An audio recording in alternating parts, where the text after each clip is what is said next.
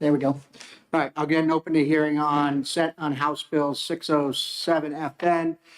Recognize Representative Joe Sweeney to introduce the bill. Thank you, Chairman Lang and members of the Senate Ways and Means Committee. My name is Representative Joe Sweeney, represent Rockingham 25 as the town of Salem, and I'm here to introduce House Bill 607. This bill seeks to make several important changes to RSA 287D, the charity gaming law. As some of you may know, charity gaming is an important source of revenue for many nonprofit organizations in our state. These organizations use the funds generated from these games to support their various programs and services that benefit our communities. HB 607 seeks to increase the maximum wager on charity games of chance to $25, a reasonable and modest increase that will help these organizations raise more funds. I didn't include it in my written testimony that I supplied to the committee, but my town of Salem generates about $3.9 million for local charities just on charity gaming alone. And Salem has long been a big supporter of charity gaming in the past. In addition to increasing the maximum wager, HB 607 also seeks to extend the current moratorium on new historic horse racing facilities to July 1st, 2029. This is an important provision that will help straighten out the rulemaking and guidance process overseeing these facilities. The current moratorium is set to expire on July 1st, 2024, and this extension will provide additional time to study the impacts of these new facilities and ensure that any future legislation is based on sound evidence. It's important to note that HB 607 is very similar to Senate Bill 120, which has already passed the state Senate on a voice vote. The only major differences are the maximum wager and the moratorium extension. The bill is otherwise substantially the same as Senate Bill 120, making several housekeeping changes to RSA 287D. I want to stress that the changes proposed in House Bill 607 will help strengthen the charity gaming industry in our state and provide important protections for our communities. I urge this committee to support this bill and ensure that nonprofit organizations have the resources they need to continue their important work. In conclusion, I would like to thank the committee for considering House Bill 607 and for your ongoing efforts to support the nonprofit organizations that make our community stronger. I'm confident that with your support, we can pass this bill and ensure that charity gaming continues to thrive in the state. Oh, any questions, if you'd like? I know there are experts behind me that might be better on this, but I'm happy to. Any questions for Representative Sweeney? Seeing none, thank you, Representative. Thank you very much. Next up is Rick Newman, representing the New Hampshire Charitable Gaming Operators Association, in favor of the bill.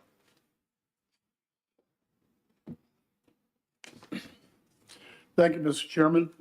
Rick Newman, representing New Hampshire Charitable Gaming Operators Association. And I just very briefly will say that we are here supporting the bill.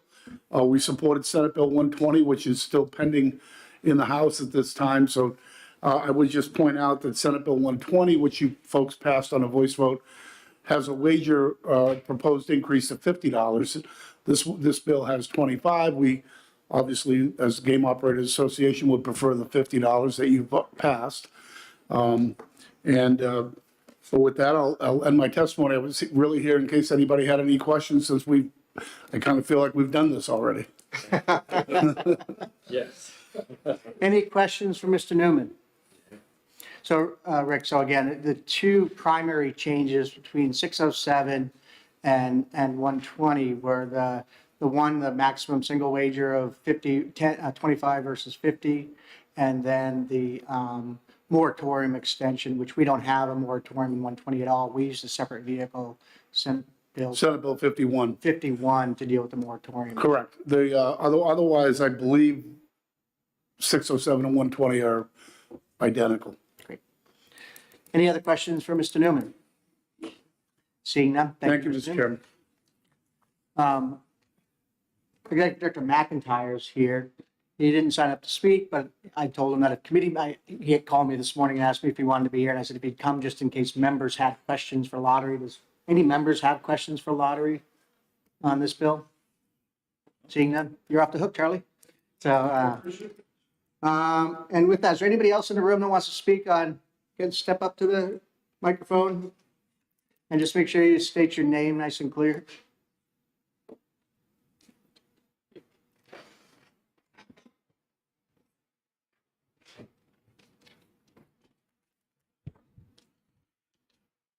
I'm Roy Schweiger from Concord. Somehow I expected a lot more testimony at this hearing. I guess the Senate bill got it all. I say I'm opposed to this bill, not that I'm opposed to the whole bill, but I have a particular concern. And that is that, a number of communities may have allowed charitable gambling, back when it was a fun thing with a very limited amount on the wagers and betting and so forth. But they don't really want to go this far to where, essentially you're having casinos. You may have a lot more trouble with problem gamblers with a higher limit and may attract more organized crime. So I think that the problem here is that you need to amend the bill to allow local communities to set their own maximum limits, not to be less than the existing, but so that if they didn't wish these things, they don't suddenly want to have the state wish them upon them. I mean, I really think that's important. So you need to amend the bill that local communities can set a local maximum that's different than the one that the state uses, so long as it's not less than the original. And I mean, I think, yes, there's a concern if some casino operates at the higher limit and the town shuts them back down, that might be an issue. But for a casino that was operating under the old numbers or proposed under the old numbers, there's no reason to suddenly, wish a problem on the community by automatically going to the new number with no local control. Thank you. Thank you. Any questions? Seeing none, thank you very much, sir. Anybody else in the audience wish to speak on House Bill 607 FN? Seeing none, we'll close the public hearing on House Bill 607 FN. We're going to take about a 5 or 10 minute recess. I got to find out where Senator Murphy is. And my plan is we will not be executing 607 today. We will be executing the other two remaining bills here in the bill, House Bill 297 and House Bill 440 will both be exec when we come back from recess. So we are in recess for 10 minutes. We'll be back here at, we'll just say at 9:30 to play it safe.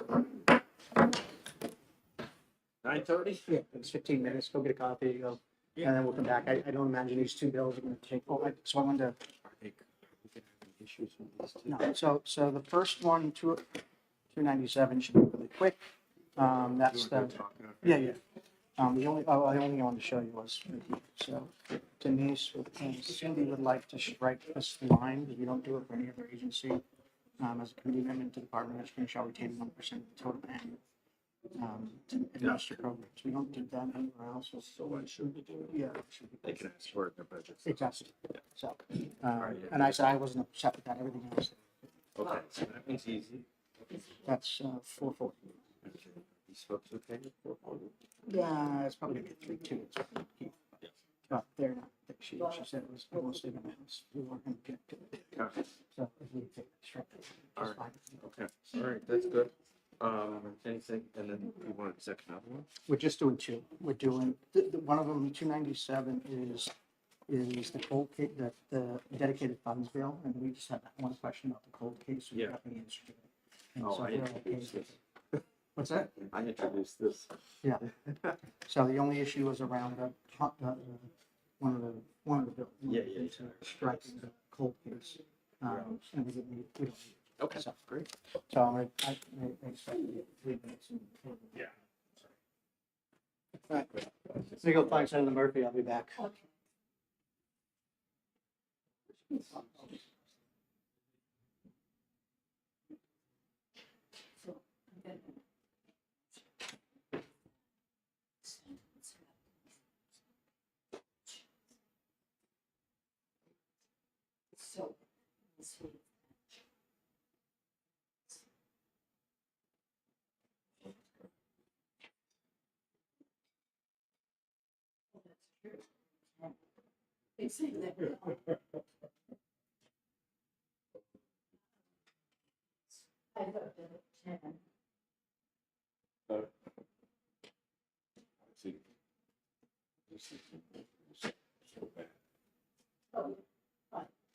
That part is so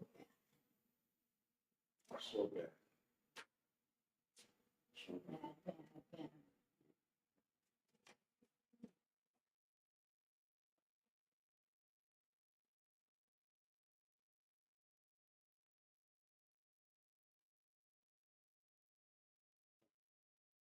Seven should be leaves. Yeah, no, that's fine.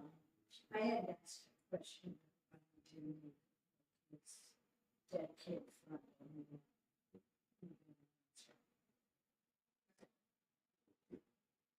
And that should be the front.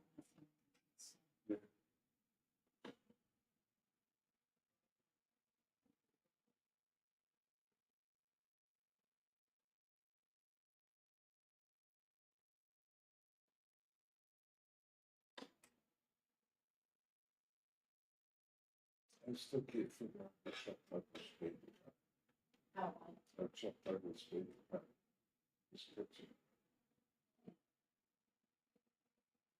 I just want to get to me. Shave it. Through. San Francisco.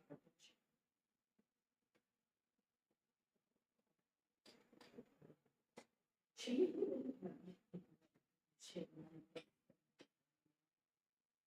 For Congress. She. And then when she was getting divorced, I think he was. Oh, Jesus. It's very residential. No, she lives in. Almost, but she's been living, she's been renting out Newcastle, which is adorable. Oh, it's like from 1804. It's right on the water.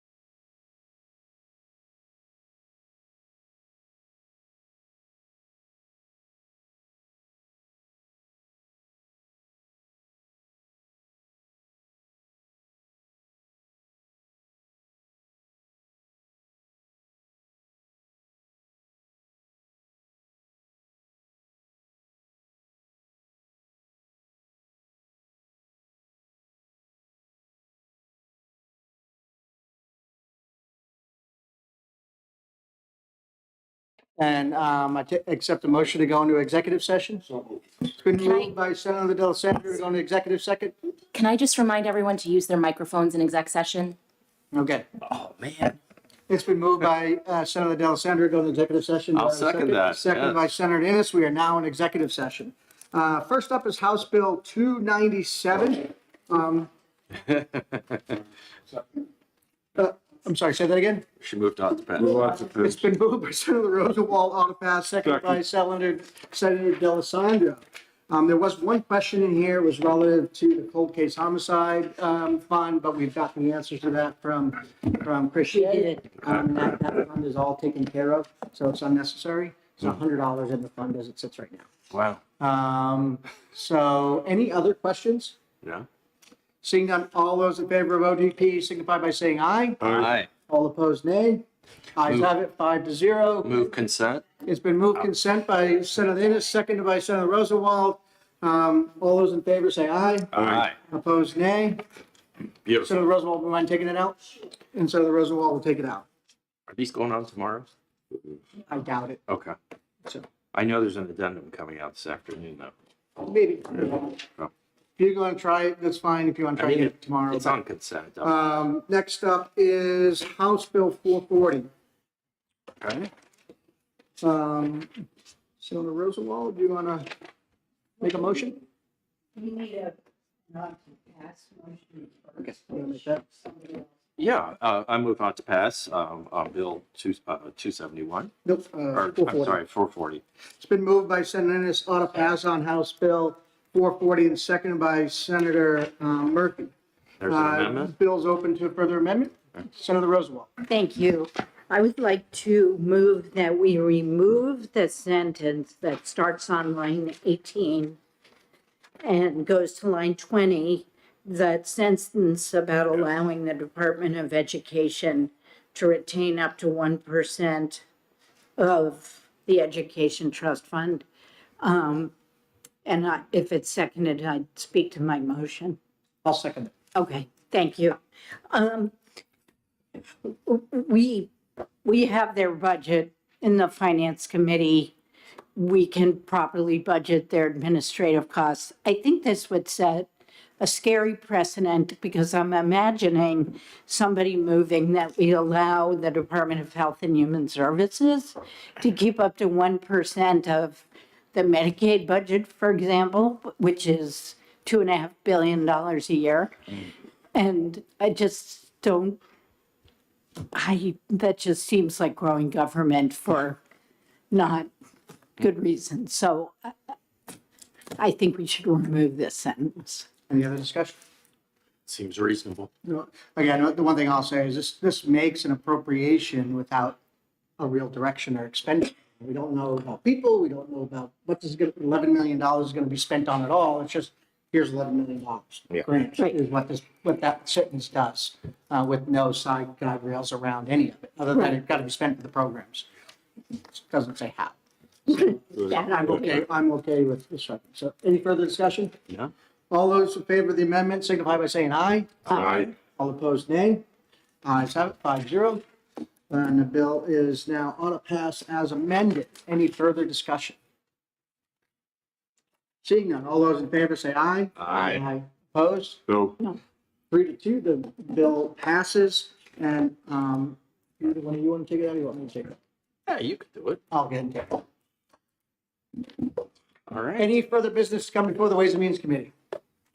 Seeing none of you guys know, we're meeting next week on the 19th and 20th. We have, on the first day, we have businesses coming in, various business agencies coming in to talk about revenues and their expectations of the future coming up. On the 20th, we have state agencies coming in, and then we take a week off for Ways and Means anyway. And then we come back the following week and we'll have DRA. And that afternoon, or that following DRA, I expect us to try to start talking about getting down to what number we want for revenue projections to give finance. That make sense to everybody? Okay, yeah, just looking at date too.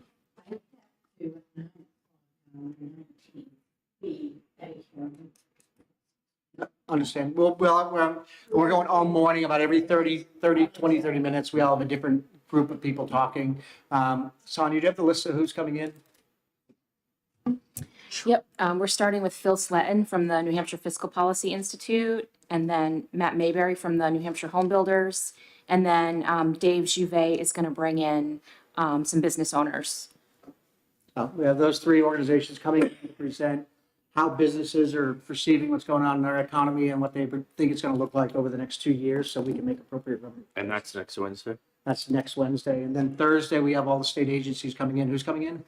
Fish and game, liquor, lottery, securities regulation, safety, insurance, and then employment security to give an economic overview. Right? I'll be missing Wednesday, but I'll be here Thursday. Cool. Anything else? And what's good? Appreciate you. Good morning. For the record, Chris Shea from the Legislative Budget Assistance Office. You may have received an email from me with a revenue document. Just wanted to let you know what that document is exactly in case you were wondering why you're getting this strange email from me. And I think Sonia is passing it out now. But basically what I provided you is the governor's revenue estimates and then the House passed revenue estimates and then any adjustments to those revenue estimates. And if you look at the document, the first page is the General Fund Education Trust Fund.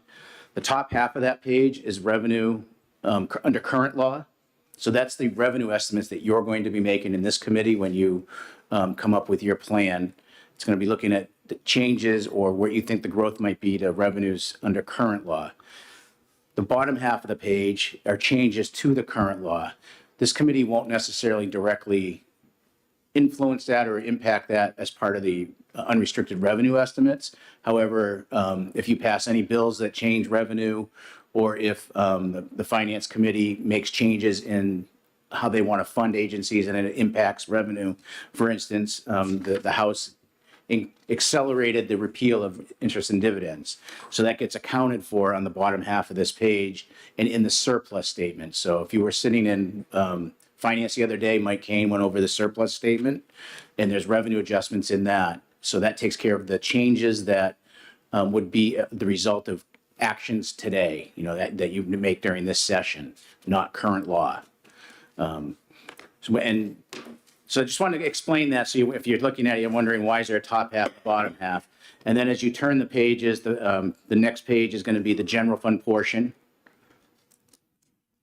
followed by the education trust fund. And then the last page is going to be the highway and the fish and game revenues. So again, I just wanted to introduce myself for members that may not know me, but also just let you know what this document was. And then lastly, if there's any questions or anything that members want me to provide, please let me know. One caution is I just want to, when you're looking at meals and rooms, you see a number of, the House passed a number of 308, 309, and 318. Understand that number is net of the municipal revenue transfer. So the actual amount of revenue coming in is in the 400 plus range. And there's a certain amount that gets stripped out and put into the municipal revenue fund that's distributed to cities and towns at they do that in December. That's up 30%. Yeah. The 30%. Yep. So what, We've agreed to share with them. That comes out right now, when you get the monthly revenue, at the end of every month, you'll see a $12 million. Yep. All of a sudden, They do a it transfer. says, hey, we're way over budget, we way over plan, and then all of a sudden, the very next one you get, you're $12 million less. It's Right. because they transfer funds right. from that rooms and meals tax into a special account to hold it as a savings account for disbursement. Right, exactly. So when this committee gets ready to do its meals and rooms estimate, you're going to want to do it on the gross amount, not the net amount, because there's the adjustments that bring it down. There's also school building aid, debt service that's The paid for building aid through this as transfer well. takes place every month. We're paying down a bond this year with building aid, and that'll last until 2030, I think. Yes, yep. So that's taken out every month. Right. And that number's coming down. It's about 7 million and Right. it's just under 8 million now. It's going to be Got the close. building aid. Yeah, the debt service $43 related to million, that. and Should be done in about 6 years. First question. So, Yeah. I just, a quick question, and Certainly. I can ask this, maybe the answer's elsewhere, but I'm looking at the business enterprise tax numbers. Fiscal year 2023 plan was 53. Senator, what page are you looking at? I'm sorry, I'm on the second page. Okay, yep. Looking at The enterprise the tax. governor estimates and the House. Yep. I'm trying to understand why there's such a precipitous drop. That has to do with in House Bill 2, there's language that would change how business taxes are split between the Education Trust Fund and the general fund. Okay. So currently, it's based on the rate of the tax. So the BET is 0.55%. Right. 0.50% is deposited in the Education Trust Fund. And for the BPT, it's 1.5% of the tax collected is deposited into the Education Trust Fund. The governor recommended and the House went along with the idea that let's just make it a straight percentage split. Yeah. In that process, the Houses and the governor moved a little bit out of the Education Trust Fund. House moved more out of it than the governor did, but, so that's why you see the numbers go from 63 and 23 and drop down to 32 or 33 Yeah. in That the got my subsequent years. attention. Same effect for the PPT. If you look at the next page,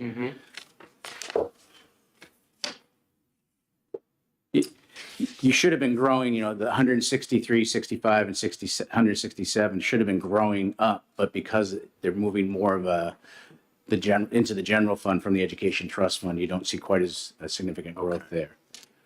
All right. So again, to understand that, the House took a position that they wanted to fund more things out of the general fund, less things out of the education trust fund. So they lowered the percentages from the business profits tax and the business enterprise tax going into the education trust fund. Right. Which increased revenues into the Right. general fund, Right. because it's still the same amount of money, but we split it up this time. Yep. I have concerns about that myself, and I know Can I ask a question? So when we get the daily revenues, it shows that fiscal year to date, the BET is off of plan by like 23% or so. And yet when I'm looking at this sheet, it shows that BET revenues are way ahead of plan for the current year. So a couple of issues, I guess, with the BET. When we did the estimates for the last budget cycle, we were off on the split. We made an error. Our office made an error, a slight error, but it was still an error that was compounded by other changes in statute. So the BET has been coming in a little bit lighter against plan than was anticipated. Additionally, you have issues with tax filers file their business taxes. The split between the BPT, BET is not always clear until they finish the tax. So they may be extended out because there's an extension for a lot of businesses for 7 months. And then they get the final split. So there's adjustments that occur. So which is correct? Is it that it's ahead of plan or as administrative services? I think if you were to talk to DRA, they would expect that we would be on plan by the end of the year. After this, after April, I think they'll have a better sense of where we are with the BET. But I think when I talked to the commissioner about 6 weeks ago about this issue, she anticipated that they should be on plan by the end of this fiscal year, that it has to do, again, with cleaning up the splits. And when a tax filer, they don't always designate how much is their BET and how much is their BPT. So They I've been just say, freaking out unnecessarily for 2 years. Right. well, I don't know if you're freaking out. I mean, I think it's, you want to keep an eye on the ball, and I think you want to ask the questions you're asking. And then make sure that we're explaining it in a way that is satisfactory. And if you don't like the explanation, continue to ask the question. Because it sure looks like businesses are not higher, that 20% With the unemployment rate. vacancy rate that we keep hearing about. Right. So But they're not paying the they've been BET, so- doing this for years. I mean, this situation has existed for an extended period of time, and then they make the adjustment. Yes, yes. I mean, we've brought this up time and time again, that it wasn't properly accounted for as time has gone on. Now, with the RIBS system, the new system should enhance the ability to do it Yes. properly. And when you hear, oh, sorry, Senator, but when you hear from DRA, they're going to actually let you know that with RIMS and the information they collect through that, they're getting better at identifying where the money is supposed to go in terms of what bucket, Right. but also in terms of understanding how much revenue is attributable to what tax year within a fiscal Right. year. So they, in the last budget, they started to split that and kind of identify, and they've done it again this year. So when you do a fiscal year, there's basically 3 tax years that impact that. Good. Well, I think she's doing a much better job. She's, I mean, this situation has existed for an extended period of time. Yes. So the one thing I just caution members on, just understand again that while we're gonna be doing gross estimates, the formula for how that money's broken up has been changing. And, you know, I'm concerned, I had a conversation with Senator Rosenwald, I'm concerned about the education trust fund because in year 3, it's in deficit. And with the new changes, I think it puts us in a pretty significant deficit. You know, we're out of office, you know, but potentially, but, you know, but we're still here and we're dealing with, now we got a big financial hole in the education trust fund. Yeah, the next budget cycle. Yeah, not this budget cycle. Yeah, so I'd be concerned about what stuff that's in HB2 relative, especially when you consider what we're adding to the cost of education, right? So I anticipate our EFA costs are going to continue to rise as people take advantage of going into these programs. So that cost can continue to go up. And probably not a point where we're going to be cutting back. I mean, in theory, there's a cutback somewhere else in adequacy aid as that staging happens. But, you know, year 2 or 3, because we have a two-year make whole provision, I think, for students that leave public school. So for 2 years, we cover adequate education, both at the public school as well as at giving the parents scholarship funds. So we end up double dipping into it in schools to give them time to adjust. But that's going to run out and over time. And so it's just a concern. We want to take a look at it as we're talking about that, what those percentages, because I'd like, you know, again, when it comes to these funds, I think it would be reasonable for Ways and Means Committee to possibly make a recommendation to Finance saying we think you should, and let Finance take that for what it's worth into some of these changes, so, in law. Anything else, Chris? One last comment, this document that you see before you, my intention was to create the same document for the Senate, where I would shift the House into where the governors are and then have the blank cell for the Senate to fill out. If there's a different way that you want it done, let me know, but that was what I had planned on doing for you. Chris, are you going to have a worksheet in House Ways and Means? We used to have that worksheet. We can do that. I can do that. The Senate hasn't always used that. They have used this kind of format in the past, but if the senators would like that worksheet, I can create that as well. That'd be Yep. great. I found it in the House Ways and Means really Yep. friendly to Yep. use. No, I can definitely provide that as well and have both documents available. Great. All right, anything else, guys? With that, we are adjourned. Thank you. Thank you, guys.